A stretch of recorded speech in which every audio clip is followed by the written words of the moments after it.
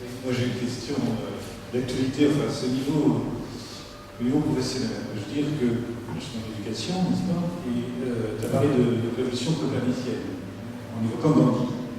Je veux dire que les révolutions coperniciennes à faire au quotidien, pour un certain nombre de gens, c'est-à-dire que quitter le repère culturel violent dans lequel on est béni, pour aller vers la non-violence, c'est très insécurisant. Insécurisant. Les personnes sont mises en insécurité parce qu'il y a un changement total de repère. Et je trouve que c'est ce qui est difficile à mettre en place dans une équipe enseignante, par exemple, c'est changer les repères et penser que c'est possible et vaincre la peur de changer de repère. C'est vraiment, je trouve, une problématique de fond. Alors, tu as raison de dire qu'en effet, dans la mesure où, de par notre culture, de par notre éducation, nous avons été élevés, formatés à penser, non, à penser pas du tout, non, à croire que la violence était, à la limite, le moyen privilégié de la légitime défense. Aussi bien au niveau de notre défense personnelle qu'au niveau de notre nation, au niveau de notre peuple, au niveau des conflits internationaux. Alors, à partir du moment où le repère de notre défense, c'est les moyens de la violence, si on veut nous supprimer les moyens de la violence, nous risquons en effet d'être insécurisés et d'avoir le sentiment d'être dans des situations de risque, de danger, donc de peur, et peut-être de souffrance et de frustration. Mais en même temps, et c'est ça aussi qui est intéressant, je crois que aussi bien au niveau des enseignants, alors, j'en parlerai moins bien que toi, puisque toi tu es dans le métier et que je ne suis point, moi je ne suis plus, mais c'est aussi au niveau des enseignants, parce que j'en rencontre beaucoup, qu'au niveau des observateurs des conflits politiques, il y a une prise de conscience que précisément la violence ne peut pas permettre de résoudre les conflits. Ne peut pas permettre de résoudre les conflits. Et c'est pour ça que je crois qu'il y a beaucoup d'enseignants qui sont demandeurs en résolution des violences du conflit, parce que, c'est vrai, ils ont la violence dans leur classe, ils ont la violence dans la cour de récréation, dans le quartier, mais ils ont compris que la violence ne peut pas être une solution. Les CRS dans les écoles, non, en uniforme armé, non. Alors, des éducateurs, oui. Ce qui ne veut pas dire que dans les cas extrêmes, la gendarmerie ou la police doit intervenir. Ne soyons pas rêveurs. Bon. Même sans peut-être pas non plus utiliser la violence, mais faire respecter la loi. C'est vrai que finalement, le fondement du vivre ensemble, c'est l'interdit de la violence. C'est l'interdit de la violence. Je disais la règle d'or, c'est l'interdit de la violence. Alors, aussi bien à l'école, dans une classe, que dans la société, que dans la vie internationale, il s'agit de savoir quelles sont les règles, quels sont les règlements, quelles sont les lois qui vont pouvoir établir les modalités de l'interdit de la violence.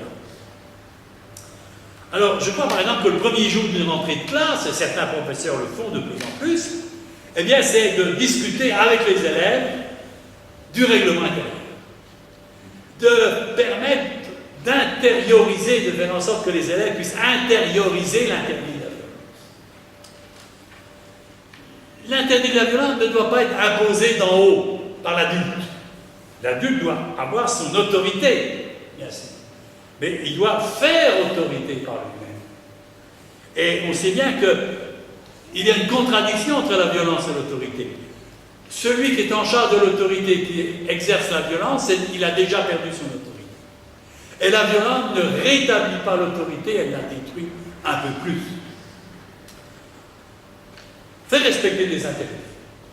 Le conflit des cours de récréation, c'est une leçon de choses extraordinaire. Il faut en effet séparer les enfants qui se battent et essayer de leur permettre de se réunir pour qu'ils se parlent. C'est ça la médiation.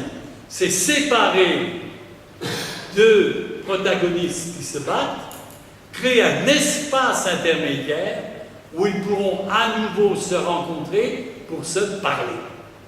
C'est ça. Alors, il y a des méthodes, je n'ai pas le temps ici de les préciser, mais il y a des sessions de formation à ce niveau-là. Des méthodes qui introduisent notamment la médiation dans l'école. Il faut, et j'ai participé à ces formations, d'abord une formation de l'équipe enseignante, des adultes, et puis une formation des enfants. Et il y a une association qui s'appelle Génération Médiateur, qui va proposer à des élèves d'être eux-mêmes médiateurs vis-à-vis de leurs pairs. C'est ce qu'on appelle la médiation par les pairs, P-A-I-R-S. Et ça fonctionne, et ça fonctionne. C'est une méthode qui a été utilisée dans un premier temps au Canada. Donc introduire la médiation. De même, je le disais aussi dans les quartiers. C'est évident qu'il y a des violences, il ne faut pas les nier, il y a des conflits. Tu vois, il faut écouter la violence des délinquants. Parce que la violence, à ce moment-là, elle est un moyen d'expression. Elle est le moyen d'expression qui apparaît à certains exclus de la société comme le seul moyen d'expression qui leur a été laissé par la société. Écoutez la violence. Écoutez. Permettre aux jeunes de, là encore, mettre en parole leur violence. D'exprimer leur frustration, leur révolte, leur souffrance. Si déjà un être violent peut mettre sa violence en parole, il commence déjà à se libérer de sa violence. Voilà, donc je crois après ça, il y a toute une pédagogie, il y a toutes des méthodes, il y a même des manuels qui existent. On sait faire, simplement il faut vouloir faire. Je vous en prie. Que faire contre le déferlement de violence sur les écrans? Parce que les enfants, comme vous le disiez, comment faire, ils sont quand même toujours dedans. Et ça les inspire. Alors, vous avez raison. Je crois que la télévision, globalement, a un effet catastrophique. Pas que sur les enfants. Alors bien sûr, la réserve, mais je ne le dis pas par principe, la télévision en soi est une technique merveilleuse, extraordinaire.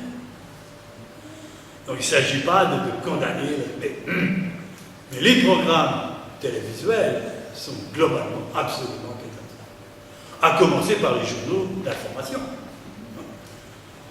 Il n'y a que de la violence. Alors, le moindre procès judiciaire, la moindre violence domestique, la moindre violence entre l'époux qui a tué sa maîtresse, ou la maîtresse qui a tué... Oh là là, on va en avoir pendant des jours et des jours.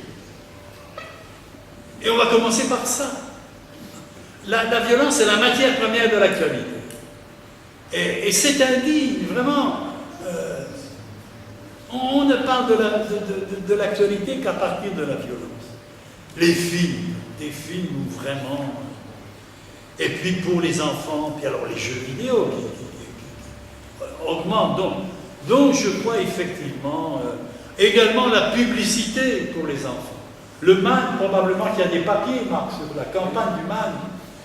Le MAN, donc le Mouvement pour une alternative non violente, qui nous invite aujourd'hui... pas seulement, hein, il y a d'autres qui nous invitent, hein, je ne voudrais pas non plus récupérer. Donc le MAN a lancé une campagne pour interdire la publicité vis-à-vis des enfants à la télévision. Publicité d'abord vis-à-vis des marques de vêtements. Alors, les enfants, ils exigent de leurs parents d'avoir des marques, parce que leurs petits copains, ils ont des marques, et puis si je n'ai pas des marques, ben, j'ai l'air d'un con. Publicité pour les aliments sucrés notamment, et une espèce de tyrannie. Et puis alors, la tyrannie, c'est ce que mon ami Jean Vanier appelle la tyrannie de la normalité. J'aime bien cette expression. Jean Vanier, fondateur de l'Arche, non pas de l'Arche de Lanza de Basto, mais de l'Arche qui accueille des êtres en souffrance, en déshérence. La tyrannie de la normalité, n'est-ce pas, par la publicité. C'est scandaleux, n'est-ce pas? Ne serait-ce que l'image de la femme, n'est-ce pas? toujours, évidemment, si. Bon, enfin bref. Ce mépris de la femme à travers. Alors, cet envahissement de nos espaces vitaux par la publicité, il y a une action non violente qui est menée dans certains groupes, ils s'appellent les déboulonneurs de la publicité. Ils barbouillent des panneaux publicitaires. De violence, ça aussi. Non, madame, ça fait pas mal au panneau. Mais non, le panneau, il ne souffre pas. Il ne souffre pas, le panneau publicitaire. Et puis en plus, ils prennent soin de prendre de la peinture qui s'enlève facilement. Vous vous rendez compte le scrupule non violent qu'ils ont? Mais non, c'est pas violent. Et puis, la violence, c'est les firmes qui vont nous voler notre espace, qui vont violenter notre attention sur la route. Vous savez qu'il y a des accidents qui font... Vous savez, je m'excuse de prendre un exemple à l'étranger, mais je ne sais pas, pour ceux qui connaissent un peu le Liban, entre Beyrouth et Jounier, mais alors, j'y suis allé encore cet été, mais c'est pire que jamais. Il y a 36 000 panneaux publicitaires au mètre carré. Et puis, il faut voir un peu aussi toujours les panneaux. Hein, bon. Non, la violence, c'est... Et puis en plus, même en France, le plus souvent, l'affichage publicitaire est illégal.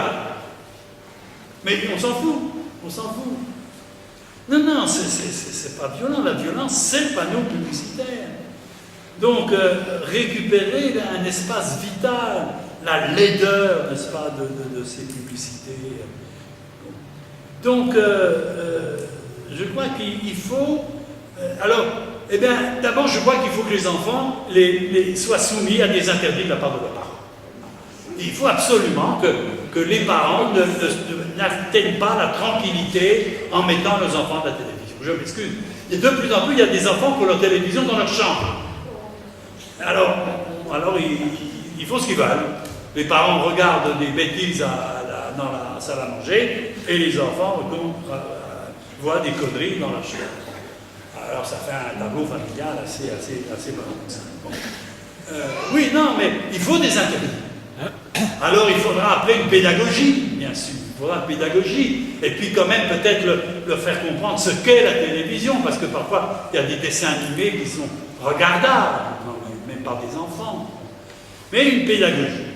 Et puis même au niveau de certaines informations, alors il y a des émissions d'information qui sont bien faites. Alors, parfois c'est plus à minuit qu'à 8 heures du soir. Bon. Alors là, il faudrait que les citoyens s'organisent. Il n'y a pas d'autres... Il y a des associations, il y a des ONG qui existent. Ne pas zapper, éteindre son poste chaque fois qu'il y a une image de violence. Ça permettrait peut-être de faire comprendre que le rendement parce que là encore, c'est la publicité qui fait vivre les télévisions, et ce qui fait vivre la publicité, eh bien, c'est le taux de... Bon. Alors, ben oui, je crois que c'est l'organisation des citoyens qui, seul, peut finalement contraindre les décideurs à faire qu'on ait des programmes intelligents. Et puis, je sais que certains parents prennent des mesures radicales, pas de télévision chez nous. Voilà. C'est un choix, hein. Moi, je n'ai pas jamais fait ce choix, mais c'est peut-être un bon choix aussi.